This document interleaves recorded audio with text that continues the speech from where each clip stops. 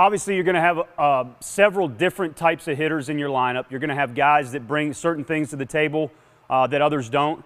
You're going to have a variety of things that one guy can do that maybe another guy can't. But it's important that you're going to have balance in your lineup.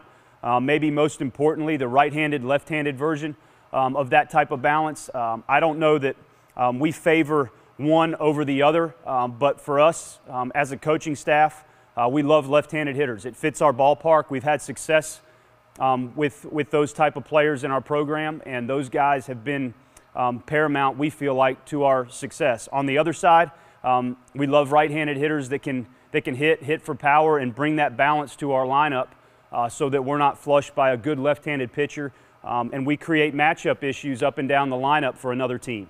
We're going to know going into a game generally what the bullpen holds over there, what kind of cards they're holding, maybe not how those cards are going to be played, but we have a general idea of the cards that are being held over there and how we would like it to play out to our advantage. And in order for that to be able to happen, you have to have some balance there. You have to have enough right-handed hitters that can give you a complete at bat, and you have to have enough left-handed hitters that can do the same thing. So for us, generally speaking, if we had to prefer one over the other, we'd prefer the left-handed hitter. But for us in our league and at this level, we have to have balance there. We have to have balance up and down the order. And to do that, we've got to recruit right-handed hitters, guys that can do some things there, that can give us maybe a stretch in our lineup where a left-handed pitcher may have to have a pretty tough stretch, or they may have to go to the bullpen and go ahead and make a move which would hopefully play into our favor as well.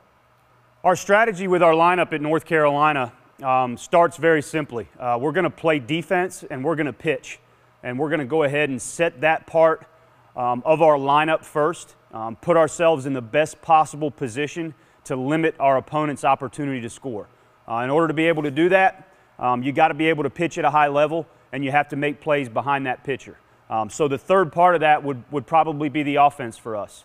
We're going to go ahead and take within that framework of our pitching and defense first, and then we'll set our lineup according to that. Our lineup is going to be one, if we've done our job recruiting, that's as balanced as it can possibly be. We do have some speed in there. We do have a high level of on-base percentage ability, if you will. We do have some power, and we have 9 guys in there within that pitching and defense framework that are going to give us the best at bat. Maybe not the guy that has the prettiest swing, maybe not the guy that has the most power, but the guy that can give you the best at bat from 1 through 9 in your order are going to be the guys that we want to put out there. For the most part, I think that's something that you create as you go through your fall season, as you go through the development of each player. Kids, they get better in our program, and they've put themselves in a position where they understand how to win games at this level. And to win games at this level, you have to put yourself in a position to score runs without having to swing the bat and have multiple hits in a row or consecutive hits in an inning to be able to score. So we want guys that can get on base, that can give you a great at bat, and that puts us in a position to create some difficulty for our opponent. We want their starting pitcher, to be able to come out and have a tough time finishing our hitters in less than 5 or 6 pitches. We want our guys to be able to have an at bat that's very well rounded. They're swinging at strikes. They understand what the pitcher's trying to do.